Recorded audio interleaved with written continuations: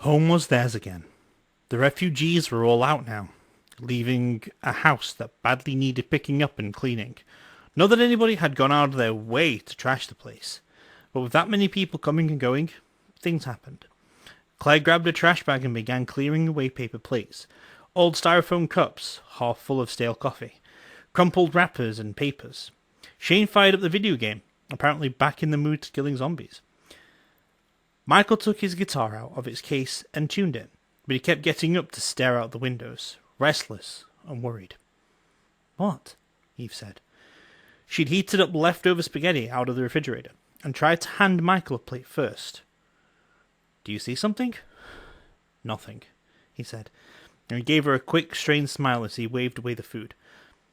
"Not really hungry, though. Sorry." "More for me," Shane said, and grabbed the plate. He propped it on his lap and forked spaghetti into his mouth. "Seriously, you alright? 'Cause you never turn down food."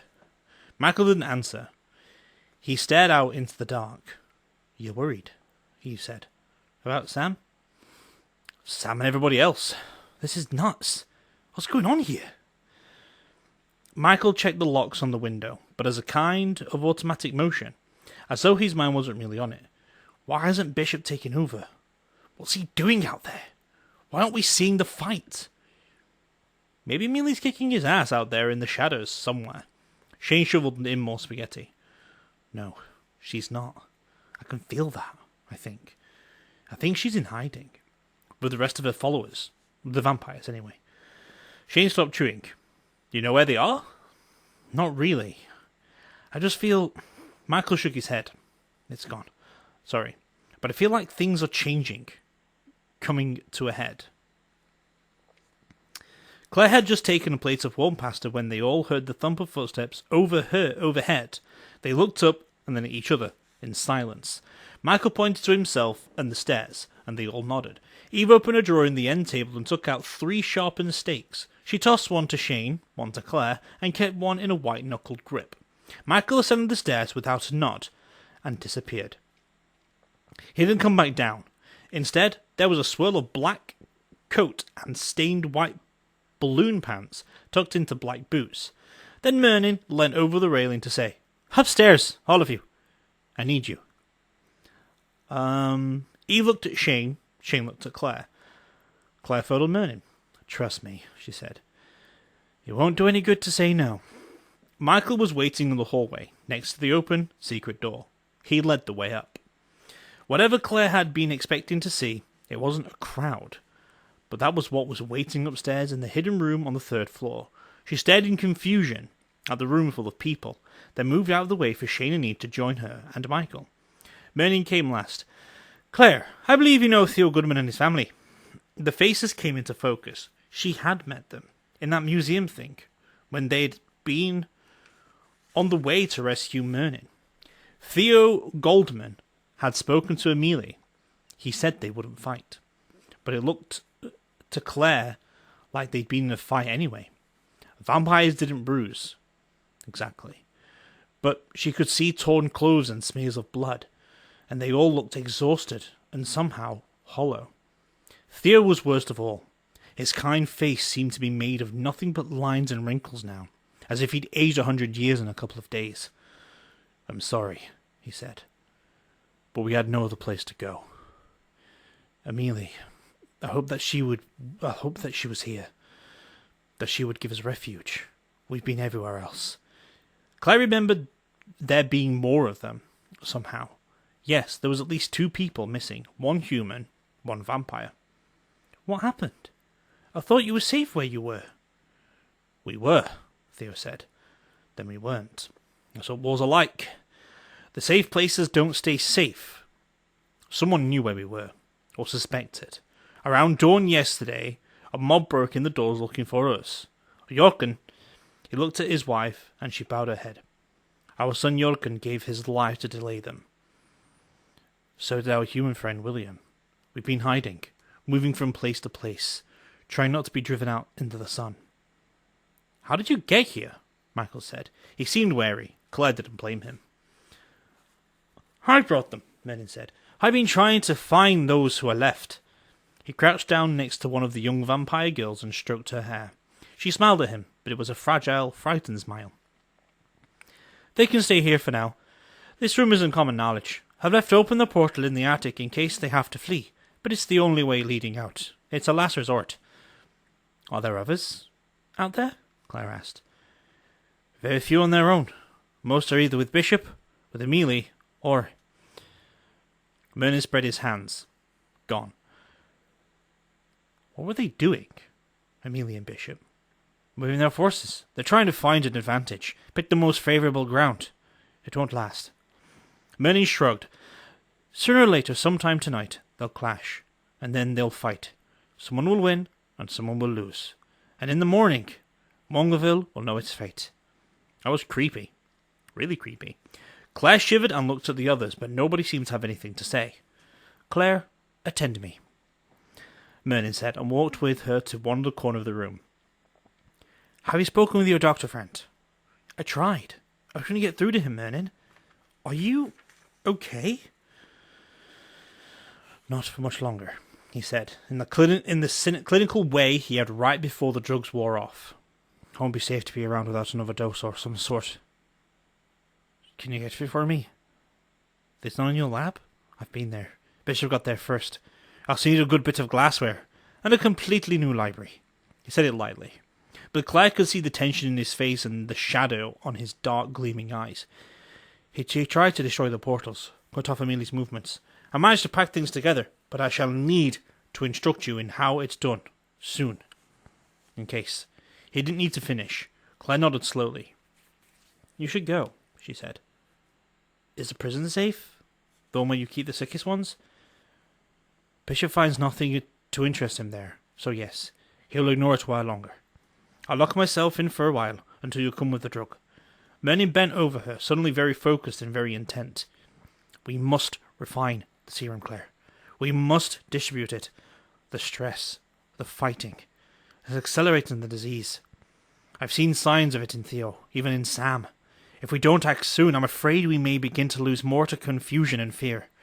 They won't even be able to defend themselves. Claire swallowed. I'll get on it. He took her hand and kissed it lightly. His lips felt dry as dust, but it still left a tingle in her fingers. I know you will, my girl. Now, let's rejoin your friends. How long do they need to be here? Eve asked, as they moved closer. She asked not unkindly, but she seemed nervous. They were, Claire thought, an awful lot of near-stranger vampire guests. I mean, we don't have a lot of blood in the house.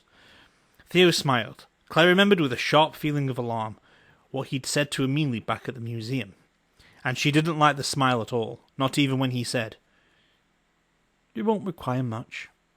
We can provide for ourselves. It means they can munch on their human friends like takeout, Claire said. No, not in our house. Merlin frowned. This is hardly time to be. This is exactly the time, and you know it. Did anyone ask them if they wanted to be snack packs? The two remaining humans, both women, looked horrified. I didn't think so. Theo's expression didn't change. What we do is our own affair. We won't hurt them, you know. Unless you're getting your plasma by osmosis, I don't really know how you can promise that. Theo's eyes flared with banked fire. What do you want us to do? Starve? Even the youngest of us? Eve cleared her throat. Actually, I know where there's a big supply of blood, if somebody will go with me to get it. Oh, hell no, Shane said. Not in the dark. Besides, the place is locked up. Eve reached in her pocket and took out her keyring. She flipped until she found one key in particular and held it up. I never turned in my key. And said, I used to open and close, you know. Merlin gazed at her thoughtfully. There's no portal to common grounds. It's off the network. That means any vampire in it will be trapped in daylight. No, there's underground access to the tunnels. I've seen it. Oliver sent some people out using it while I was there. Eve gave him a bright, brittle smile. I say we move your friends there. Also, there's coffee. You guys like coffee, right? Everybody likes coffee. Theo ignored her and looked to Merlin for an answer. Is it better? It's more defensible, Merlin said. Seal shutters, if there's underground access, yes. would make a good base for operations. He turned to Eve. Will require your service to drive. He said it as if Eve were the help, and Claire felt her face flame hot. Excuse me? How about a please in there somewhere, since you're asking for a favour? Minnie's eyes turned dark and very cold. You seem to have forgotten that I employ you, Claire. That I own you in some sense. I am not required to say please and thank you to you, your friends, or any human walking the streets. He blinked and was back to the Merlin she normally saw. However, I do take your point. Yes, please drive us to common grounds, dear lady. I would be extravagantly, embarrassingly grateful. He did all but kiss her hand. Eve, not surprisingly, could say nothing but yes. Claire settled for an eye roll big enough to make her head hurt. You can't all fit, she pointed out. In Eve's car, I mean. And she's not taking you alone anyway, Michael said. My car's in the garage. I can take the rest of you. Shane, Claire. Staying here since you'll need the space, Shane said. Sounds like a plan. Look, if there are people looking for them, we ought to get them moving. I'll call Richard. He can assign a couple of cops to guard common grounds. No, Menon said. No police. We can't trust them. We can't? Some of them have been working with Bishop and with the human mobs. I have proof of that. We can't take the risk. But Richard, Claire said and subsided when she got Mernan's glare. Right. Okay. On your own. Got it. Eve didn't want to be dragged into it, but she went without much of a protest. The number of fangs in the room might have had something to do with it. As the Goldmans and Merlin, even Michael, walked downstairs, Shane held Claire back to say, We've got to figure out how to lock this place up, in case. You mean, against? She gestured vaguely at the vampires. He nodded. But if Michael lives here, and we live here, this house can't just bar a whole group of people from entry. It has to be done one at a time. At least, that's what I understood. And no, before you ask me, I don't know how it works, or how to fool it. I think only Mealy has the keys to that. He looked disappointed. How about closing off the weird doors Merlin and Amelia are popping through? I can work them. That doesn't mean I can turn them on and off. Great. He looked around the room, then took a seat on the old Victorian couch. So we're like undead Grand Central Station. Not really loving that so much. Can Bishop come through? It was a question that Claire had been thinking about, and it creeped her out to have to say it. I don't know. Maybe? But for what Merlin said, he set the doorway to exit only. So maybe we just wait. Robbed of doing anything heroic, or for that matter even useful, she warmed up the spaghetti again, and she and Shane ate it and watched some mindless TV, while jumping at every noise and creak, with weapons handy. When the kitchen door banged open nearly an hour later, Claire almost needed a heart transplant, and as you heard Eve yell, We're home! Ooh, spaghetti. I'm starved. Eve came in holding a plate and shoveling pasta into her mouth as she walked. Michael was right behind her. No problems? Shane asked. Eve took her hand, chewing a mouthful of spaghetti. Eve shook her head, chewing a mouthful of spaghetti. They should be fine there. Nobody saw us get them inside, and until Oliver turns up, nobody's going to need to get in there for a while. What about Merlin? Eve swallowed, almost choked, and Michael patted her kindly on the back. She beamed at him. Merlin? Oh yeah, he did a Batman and took off into the night. What is with that guy, Claire? If he was a superhero, he'd be bipolar man. The drugs were the problem. Claire needed to get more, and she needed to work on that cure Merlin had found. That was just as important as anything else, providing there were any vampires left, anyway. They had dinner, and at least it was the four of them again, sitting around the table, talking as if the world were normal, even if all of them knew it wasn't. Shane seemed especially jumpy, which wasn't like him at all. For her part, Claire was just tired to the bone of being scared, and when she went upstairs, she was asleep the minute she crawled between the covers. But sleep didn't mean it was restful or peaceful. She dreamt that somewhere, Amelia was playing chess, moving a piece at lightning speed across a black and white board. Bishop was sat across from her, grinning with too many teeth. And when he took her rook, it turned into a miniature version of Claire. And suddenly, both vampires were huge, and she was so small. So small, stranded out in the open. Bishop picked her up and squeezed her in his white hand, and blood drops fell onto the white squares of the chessboard. Amelie frowned, watching Bishop squeeze her, and put a delicate fingertip to touch the drops of the blood. Claire struggled and screamed.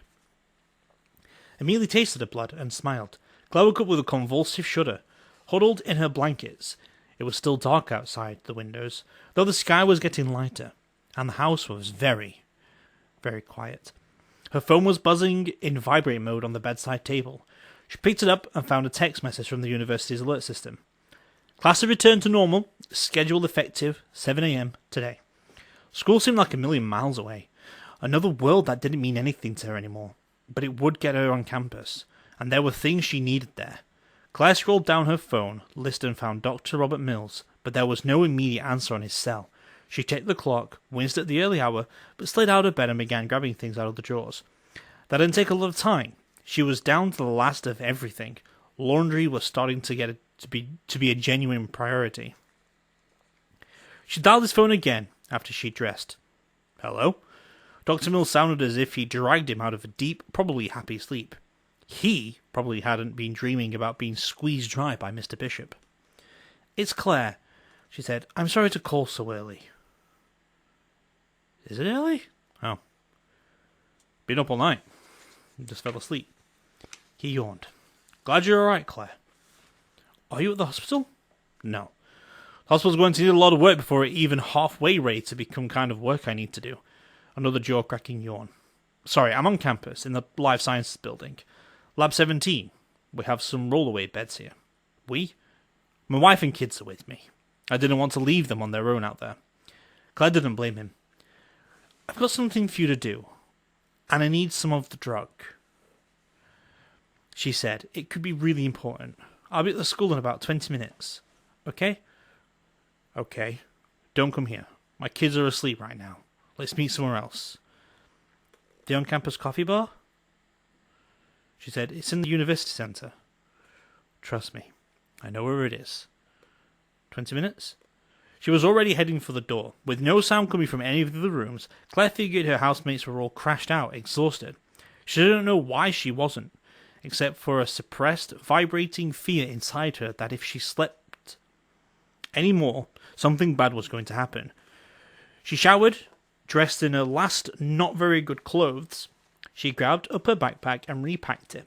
Her dart gun was out of darts anyway, so she left it behind. The samples Merlin had prepared of Bishop's blood went into a sturdy padded box, and on impulse, she added a couple of steaks and the silver knife Amelie had given her, and books.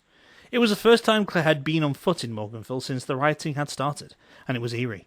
The town was quiet again, but stores had broken windows, some boarded over.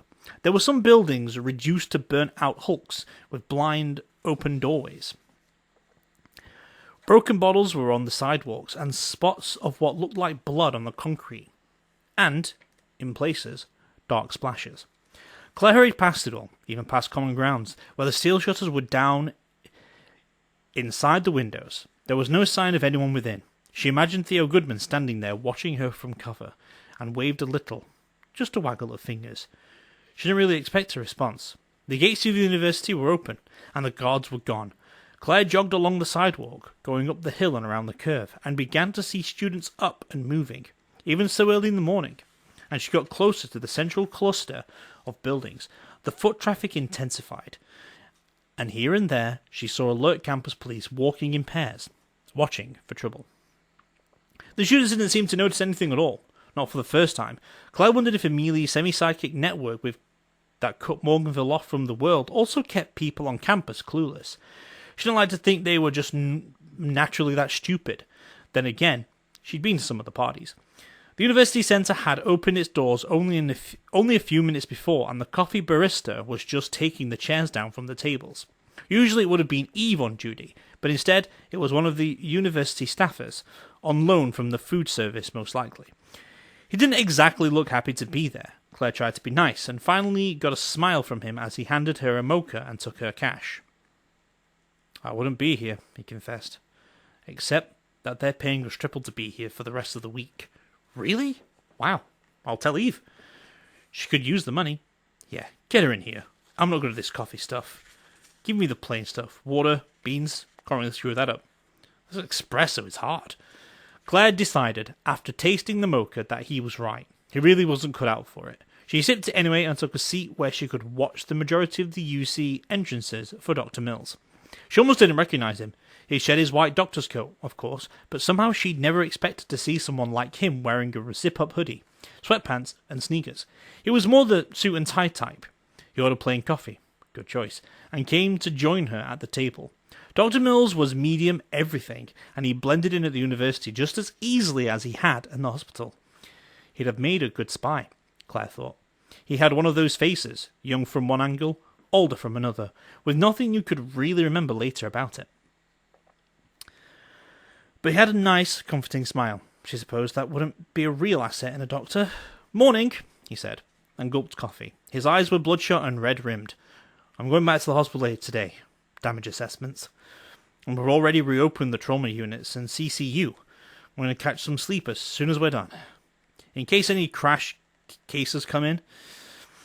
Nothing worse than an exhausted trauma surgeon." She felt even more guilty about waking him up. "I'll make this quick," she promised. Claire opened her backpack, took out the padded box, and slid it across the table to him. "Blood samples. For Mernin." Mills frowned. "I've already got 100 blood samples from Mernin." "Why?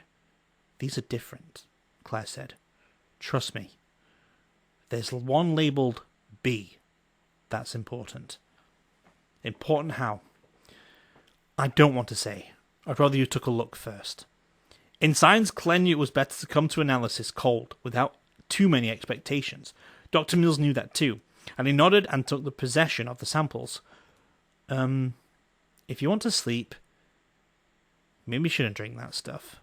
Dr. Mills smiled and threw back the rest of his coffee. "You get to be a doctor by developing immunity to all kinds of things, including caffeine," he said. "Trust me, the second my head touches the pillow, I'm asleep, even if I've got a coffee IV drip. I know people who'd pay good money for that. The IV drip, I mean." He shook his head, grinning, but then got serious. "You seem okay. I was worried about you. You're just so young to be involved in all this stuff." "I'm alright. I'm really not that young." "Yes, I know, but still, let an old man fret a little. I've got 2 daughters. He tossed his coffee cup at the trash. 2 points, and stood. "He's all I could get together of the drug. Sorry it's not a lot, but I've got a new batch in the works. It'll take a couple of days to finish."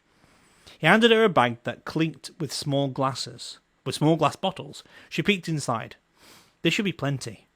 Unless, of course, she had to start dosing all over Morganville. In which case, they were done. Anyway. "Sorry to make this a gulp and run, but you should go," Claire agreed. "Thanks, Dr. Mills." She offered her a hand. He shook it gravely. Around his wrist there was a silver bracelet with a mealy symbol on it. He looked down at it, then at her gold one, and shrugged. "I don't think it's time to take it off," he said. "Not yet. At least yours does come off," Claire thought, but didn't say. Dr. Mills had signed agreements, contracts, and those things were binding in Morganville. But the contract she'd signed had made her Amelia's property, body and soul, and her bracelet didn't have to catch on it, which made it more like a slave collar.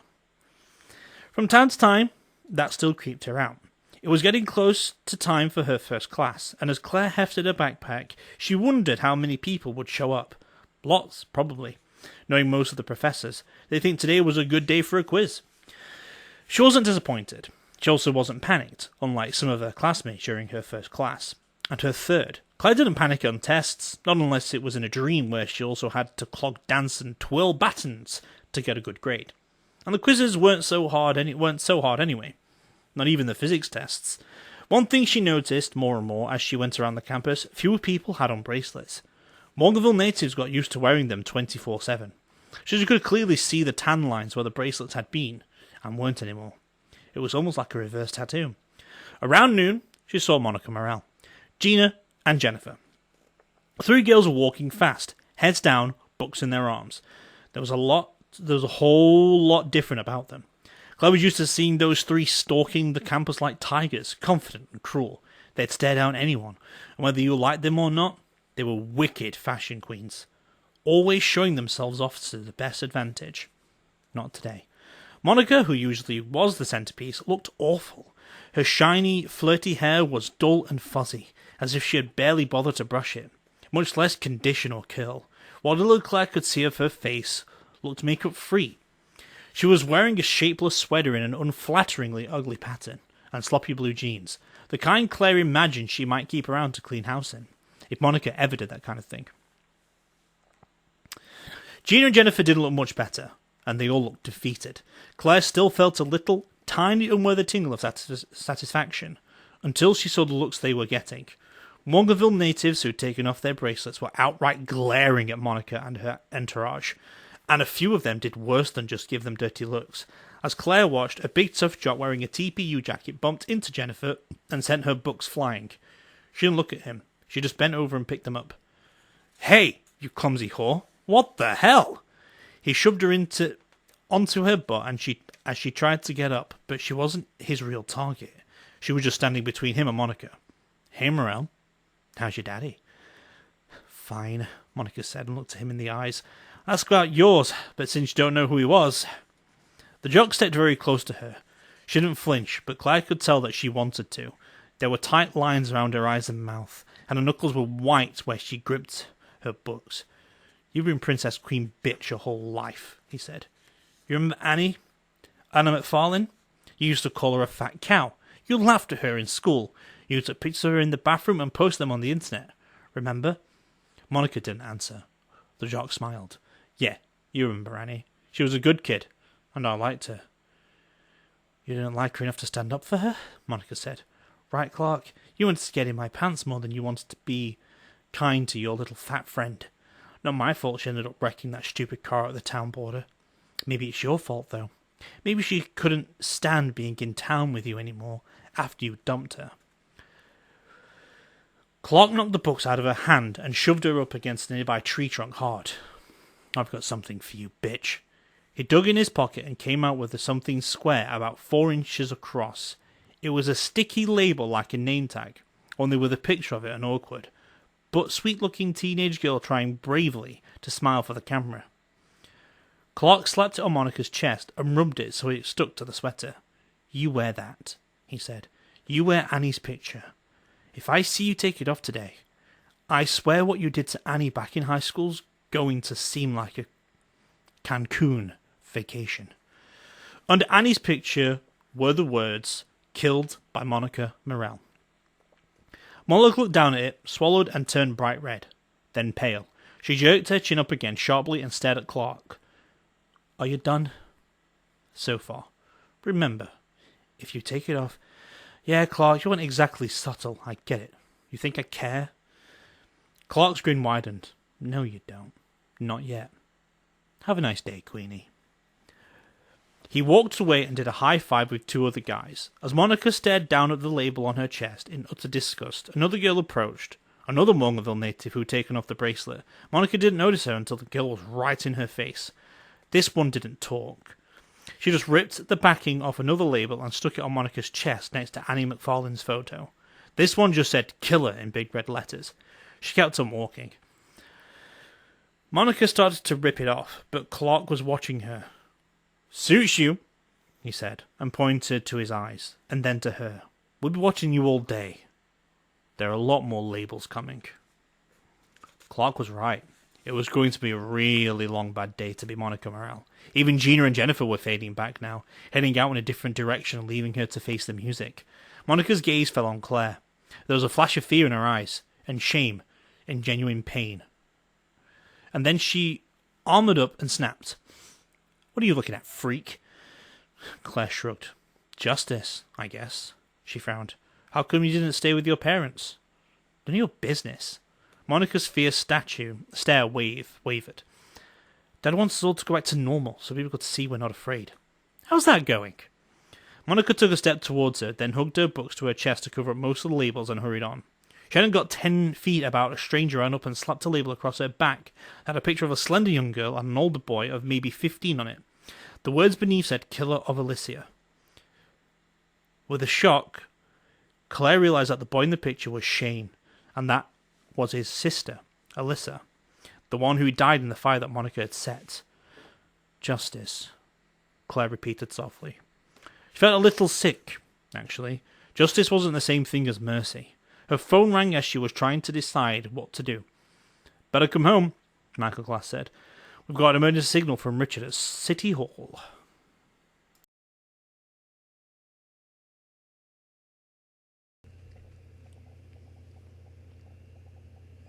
Hello everyone, thank you for listening to the audio file or audio reading I've done of a Rachel Kane book. I'm putting this in there, so if you want to skip past this bit and move on to the next video, that's fine by me. This is just like a cancer plug, because I want to do this, as well as also I have to do this, because the thing you've just listened to is illegal for me to do without having a charity case behind it, which I don't want it to be like a situation like, oh, I'm only doing this for the sake of cancer, which I'm actually doing this for the sake of cancer, but I did cancel this series a long time ago. It came to my recent attention that I should redo this in a better format, and I feel like now is a perfect opportunity to actually restart this in the worst possible way. Back in 1st of November, back in 2020, Rachel Kane sadly passed away to a rare bone cancer called sarcoma. Now, in the description below is going to be a link that you can. It's going to be a link so you can support the research into helping people survive and defeat sarcoma bone cancer and soft tissue cancer cells and all that stuff. So that's just going to be in the description right there down below. It is in pounds for those American ones, but obviously PayPal and all the research still goes to the same thing, because once it's been cured, once they found a cure for it or found an easier solution for it and stuff like that, it does get sent around all around the world, because everyone works on the same thing all over the world. It's just that this charity is based in UK. I live in the UK, so it still goes to the same goal to beat sarcoma for a long time, and I feel like this is the best opportunity to work with it for any Rachel Kane books that we do during the Morganville series or any future series that we do. Obviously, this is even going to be in the future series if we do them.